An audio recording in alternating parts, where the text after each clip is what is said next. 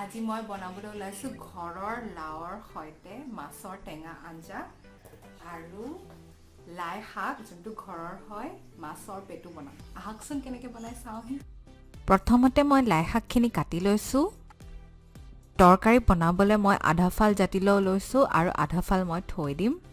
এতিয়া ভালদৰে জাতিলাওটোৰ বাকলি গুচাই লম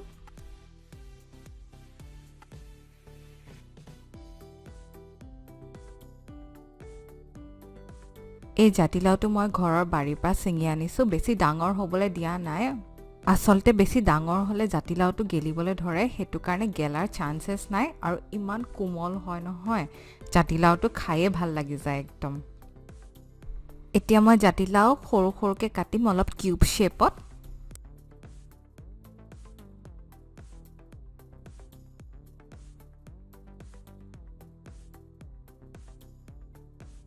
জাতিলাও তৰকাৰীটোৰ লগত দিবলৈ মই দুটা আলু দিছো যোনটো একটা শেপতে কাটি লৈছো কিউব শেপত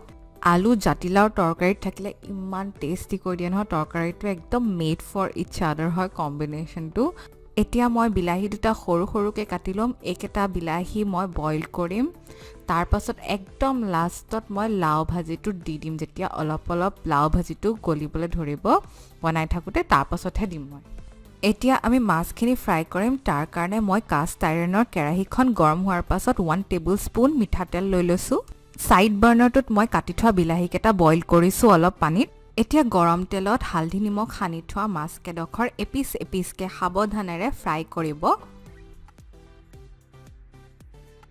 আৰু কাষৰ বাৰ্নাৰটোত মোৰ বিলাহী বইল হৈ গ'ল মই এতিয়া এইখিনি নমাই দিম এয়া মোৰ মাছ ফ্ৰাই হৈ গ'ল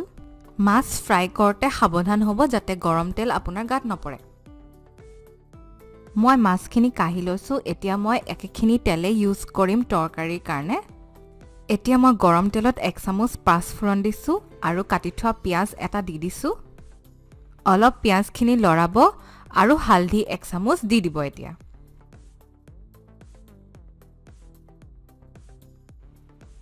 আৰু এতিয়া নিমখ 1 চামুচ দিব অকমান লৰাই কাটি থোৱা জাতিলাওখিনি দি দিব এতিয়া ভালদৰে লৰাব গেছটো মিডিয়াম ফ্লেমত ৰাখিব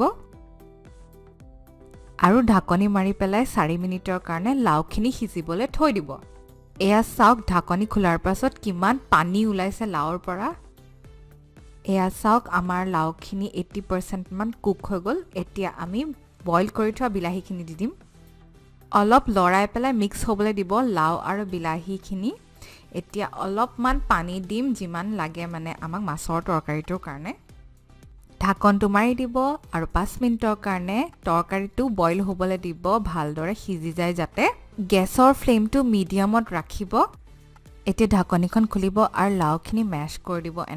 এনেদৰে মেশ কৰিলে আৰু টেষ্টি হৈ যায় তৰকাৰীটো যিকোনো তৰকাৰীতে এনেদৰে গোটা গোটা হৈ থাকিলে আপোনালোকে ভাঙি দিব পাৰে তেতিয়া আৰু সোৱাদ হৈ যায় তৰকাৰীটো